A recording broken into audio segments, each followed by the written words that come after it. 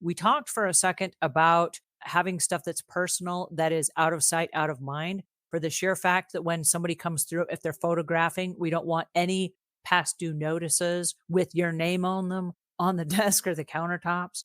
And if you have a great big stack of mail or taxes or whatever, and it looks like you haven't paid bills in a while, there sends an unconscious message. And we've seen this in a lot of the homes that we've cleaned over the years, where all of a sudden the requests go up.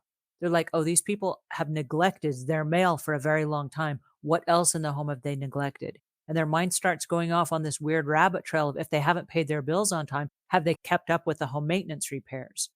Are the homeowners association dues current? Have they kept up with regular maintenance of the house? And they start thinking in terms of, and nobody gets a great big stack of mail every single day and leaves it day after day after day, right? If you have a great big pile of mail, it needs to be moved to a place where the mail is processed. There are ways that we can declutter and process mail so that it's not right there front and center for someone to see. Don't make them ask those questions. Put your stuff away, put it out of sight, and make sure that you are responding in a timely manner to the incoming requests.